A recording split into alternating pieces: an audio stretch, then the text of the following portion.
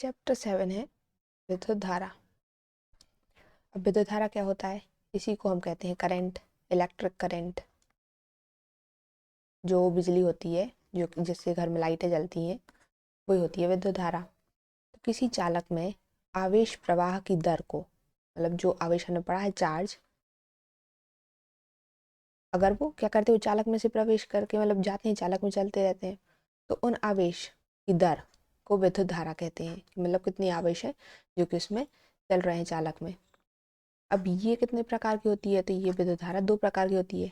एक होती है दिष्ट धारा, एक होती है प्रत्यावर्ती धारा। दिष्ट धारा, इसको हम इंग्लिश में कहते हैं डायरेक्ट करंट, और लिखते हैं डीसी। ये डायरेक्ट करंट, तो डीसी, डीसी करंट ही बोलते हैं, हिंदी में बोलते हैं दिष्ट धारा। तो वह धारा जिसकी दिशा समय के साथ अपरिवर्तित रहती है, मतलब जैसे जैसे समय बढ़ता जाएगा इसकी दिशा में कोई परिवर्तन नहीं आना चाहिए, और परिमाण भी परिवर्तित हो या ना हो, इससे कोई फर्क नहीं पड़ता, लेकिन समय के साथ परिवर्तित नहीं होनी चाहिए। तो ये क्या कहलाती है? दिष्ट धारा कहलाती है।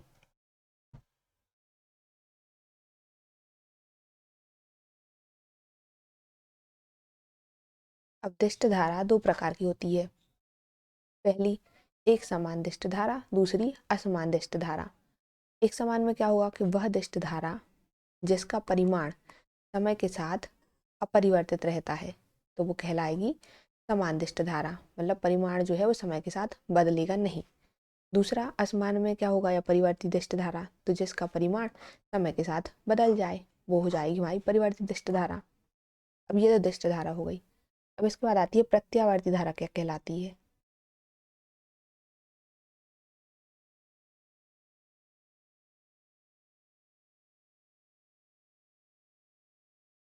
प्रत्यावर्ती धारा, इसको हम कहते हैं अल्टरनेट करंट।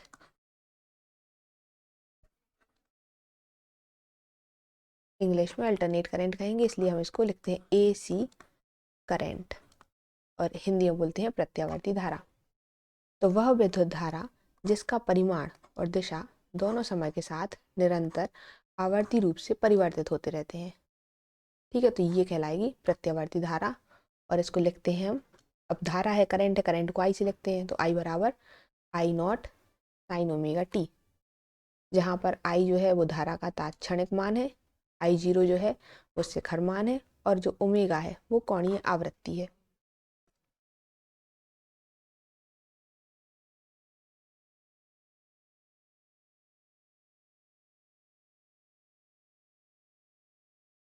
अब तुम लोगों ने ये देखे होंगे ऐसे टावर रास्ते में लगे रहते हैं, तो ये जो वायर रहती है कौन सा करंट ले जाती है? तो ये करंट ले जाती है एसी करंट, मतलब प्रत्यावर्ती धारा को ले जाती है।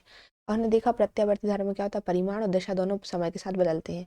मतलब ये है, अगर यहाँ पर हम समय ले लें, टाइम ले लें, तो ये क्या हो रहा है, ये टाइम के साथ बदल रहा है, कभी नेगेटिव कभी पॉजिटिव।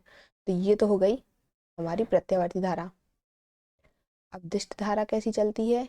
तो ये जो बैटरी लगी रहती है घर में, इन्वर्टर में लगी रहती है ये बैटरी, तो इसमें होता है हमारा डीसी करंट, डायरेक्ट करंट, दिष्ट धारा,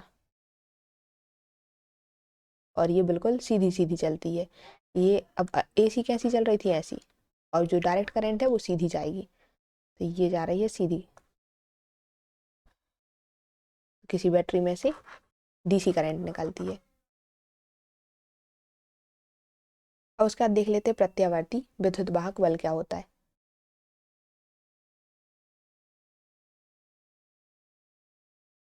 प्रत्यावर्ती विद्युत वाहक बल वह विद्युत वाहक बल है जिसका परिमाण और दिशा समय के साथ आवर्ती रूप से निरंतर बदलते रहते हैं। मतलब जहाँ प्रत्यावर्ती है वहाँ हर चीज बदल रही है। अब प्रत्यावर्ती धारा थी तो धारा बदल रही थी, अब विद्युत वाहक बल है तो विद्युत वाहक बल बदलेगा। तो उसके लिए हम कैसे लिखेंगे, तो ई बराबर ई नॉट साइन ओमेगा टी, ऐसे लिखेंगे। अब ये तो हो गया इसका प्रत्यावर्ती विद्युत वाहक बल।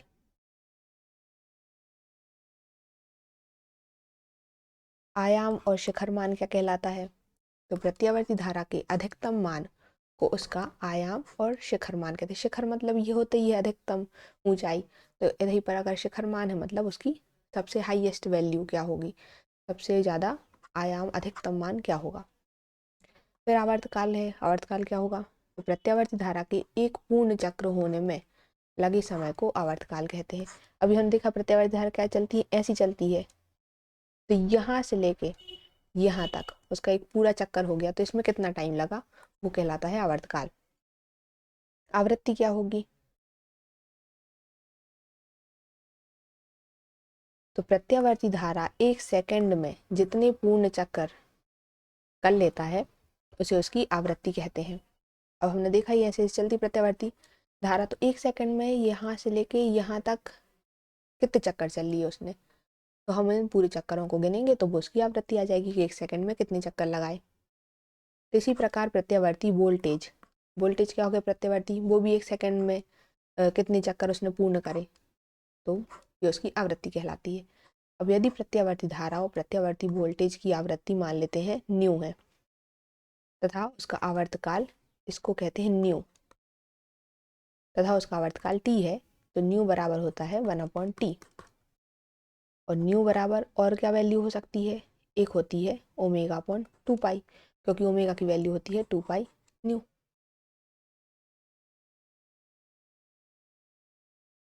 ये आवृत्ति का फॉर्मूला है।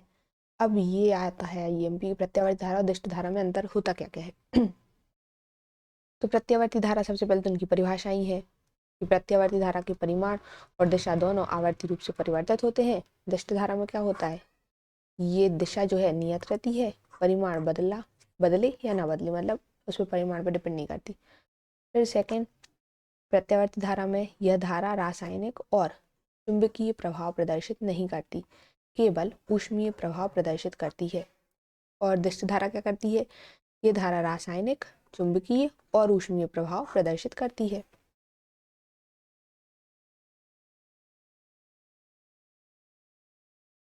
फिर तीसरा क्या होगा कि उस धारा के मापक यंत्र धारा के ऊष्मीय प्रभाव पर आधारित होते हैं।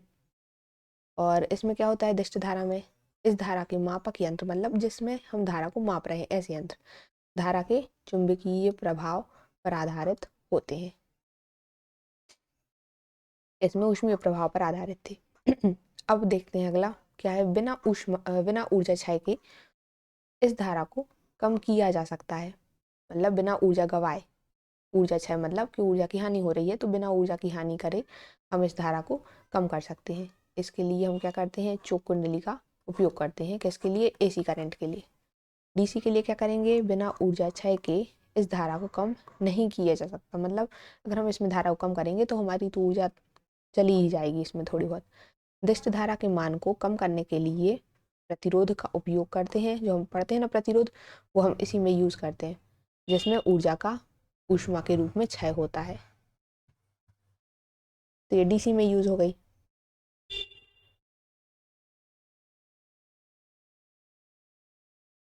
और क्या अंतर है, तो इसी में और क्या है, ट्रांसफार्मर का उपयोग करके इस धारा की वोल्टता को बदला जा सकता है, लेकिन डीसी में ट्रांसफार्मर का उपयोग नहीं किया जा सकता। एसी में और क्या होता है, यह धारा किसी तार के समस्त परिच्छेद में से एक समान रूप से प्रवाहित नहीं होती, क्योंकि वो ऐसी ऐसी चलती है तो एक समान रूप से कैसे होगी, लेकिन यह धारा किसी तार के समस्त परिच्छेद से समान रूप से प्रवाहित होती है, क्योंकि ये सीधी चलती है तो समान समान चली जाएगी। फिर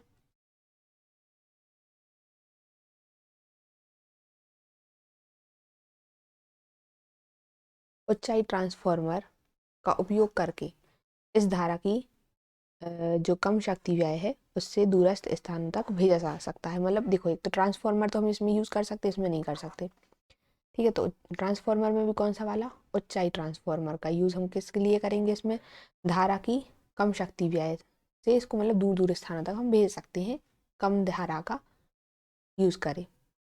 फिर डीसी में क्या होगा कि इस धारा को दूरस्थ स्थानों तक भेजने में अत्यधिक शक्ति व्यय होती है, बहुत ज़्यादा पावर चाहिए पड़ती है, और साथ में उसमें एनर्जी की हानि भी होती है। प्रत्यावर्ती धारा समान वोल्टता की दिष्ट धारा से अधिक खतरनाक होती है, मतलब जो एसी करंट है वो ज़्यादा खतरनाक है अगर सेम वोल्टेज पर रखा जाए डीसी करंट को, तो और डीसी करंट समान वोल्टता की प्रत्यावर्ती धारा से कम खतरनाक होती है। अगर दोनों को, एक एसी है और एक डीसी है, दोनों को अगर हम सेम वोल्टेज पर रख देते हैं तो दोनों में से ज़्यादा डेंजर होगी AC, DC थोड़ी कम डेंजर होगी।